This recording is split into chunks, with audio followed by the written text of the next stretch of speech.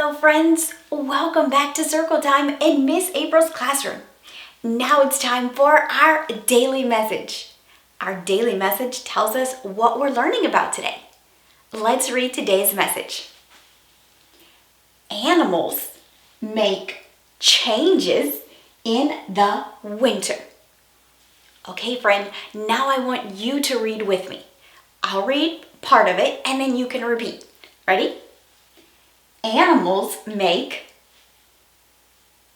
changes in the winter. Awesome! You read today's message.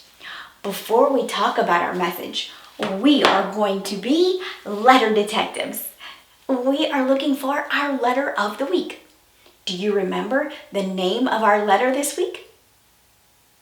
If you said the letter C, you are correct. This week we're learning about the letter C. Do you remember what sound it makes? It makes the K sound. Can you make that sound with me? K. Perfect. Okay, let's put our C on the board so we remember what it looks like. We have our uppercase C and our lowercase c. And now you need to put on your detective goggles. Perfect. Let's look for the letter C in today's message. There's only one of them. Can you find the letter C?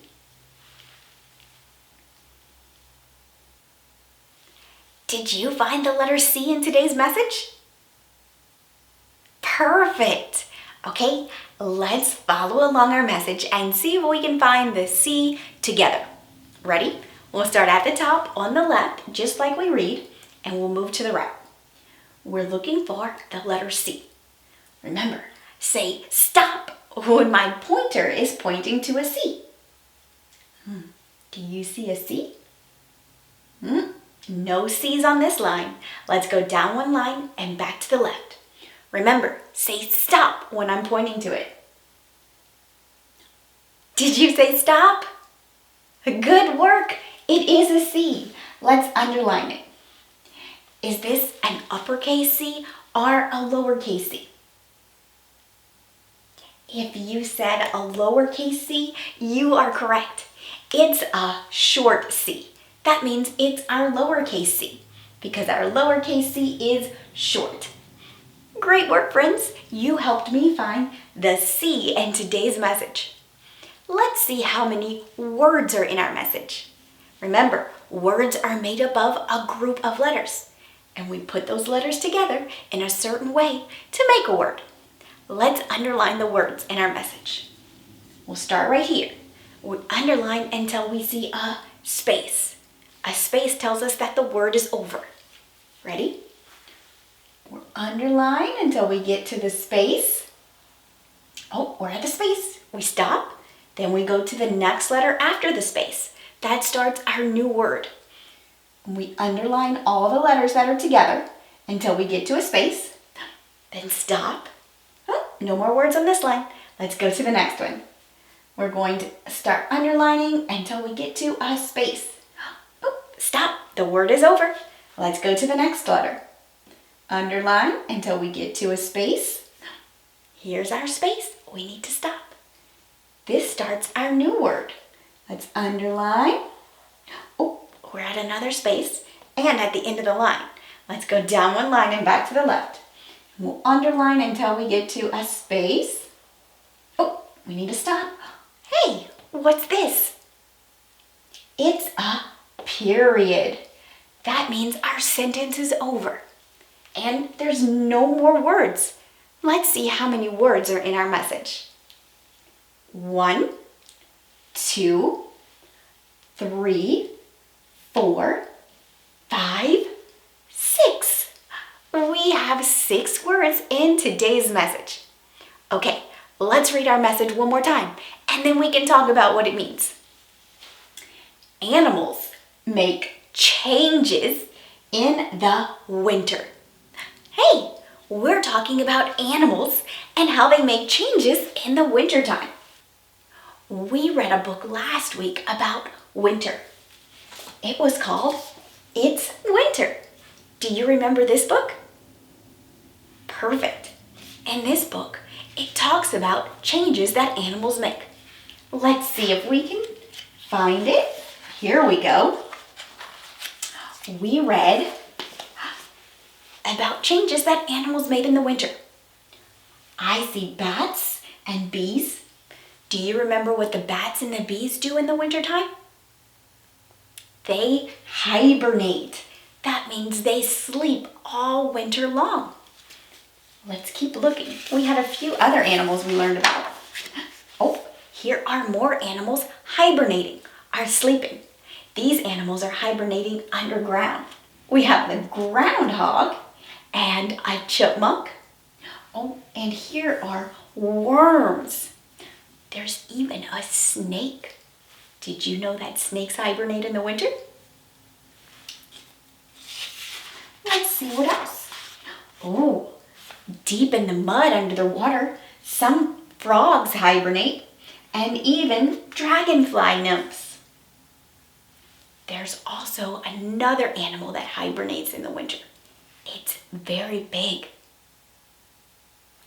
Bears. Bears hibernate in the wintertime. Oh, I see a deer and some birds. They are not sleeping. They're not hibernating, but they make changes to their body. A deer grows a thicker fur in the wintertime. The fur helps keep it warm. Now, not all birds stay out in the winter. Some birds fly far away. They migrate. They go to a place that's warmer. There are many different animals that make changes in the winter. When an animal makes changes to their body, we say that they adapt. The deer we just saw adapts to the winter by growing a thicker fur. Some other animals that adapt to the wintertime are penguins, polar bears, seals, a fox, even whales underwater. We just said that some bears hibernate, but not all bears hibernate. Polar bears don't hibernate. But how do they stay warm during the winter? Today, we are going to learn about how polar bears adapt or stay warm during the winter time. Let's put this on our word wall. There we go. Okay, we know that polar bears don't hibernate like other bears in the wintertime. So, how do they stay warm? Well, they have a lot of fur on the outside of their body. It's a thick white fur. But did you know that they have a layer of black fur under the white fur? The black fur that they have is what makes all the heat in the polar bear stay inside, because polar bears are warm-blooded. Their body temperatures inside stay the same most of the time. And that black fur helps the polar bear to keep the same temperature inside. Polar bears also have a big layer of fat under their skin. And the fat that they have helps keep it warm. Today, we're going to do an experiment. We're going to see how the fat on a polar bear helps to keep it warm. Are you ready to do our experiment? Perfect. Let's get started. So we just talked about how polar bears have fat, and that fat helps them to stay warm in the cold temperatures. So now let's do our experiment to see exactly how well animal fat works to keep polar bears warm. For this experiment, we're going to need Ziploc bags, a spatula, some vegetable shortening, and a bowl of really cold, icy water, because polar bears live in the Arctic where it gets really cold. Okay, so the first thing we're going to do is open our vegetable shortening. There we go, get that ready. And then we'll get a Ziploc bag. We're going to put our hand inside the Ziploc bag, and we're going to scoop the vegetable shortening and put it all around the Ziploc bag. So we'll just spread it everywhere. The vegetable shortening is like the animal's fat. So this vegetable shortening is representing animal fat. animals have fat under their skin. So we'll just scoop some vegetable shortening. We'll put it on the front side. Make sure we kind of spread it as much as possible. There we go.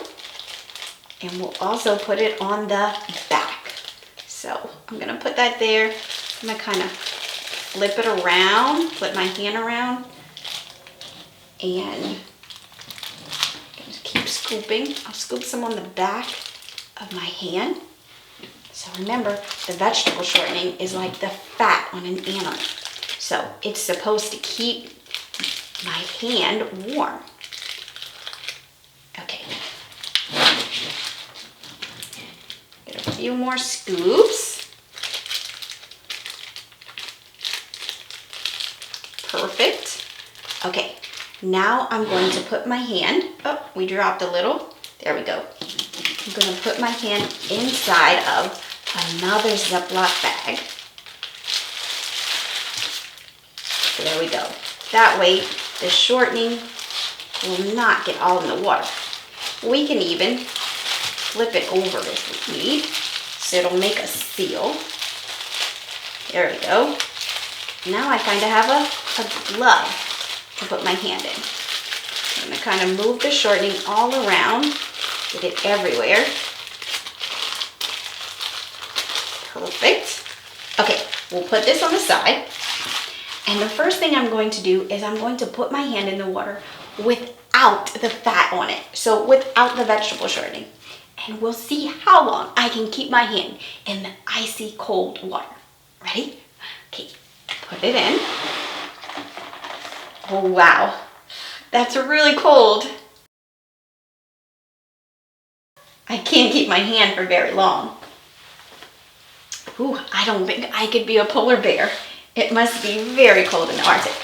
Okay, this time I'm going to put my glove on with the fat all around my hand.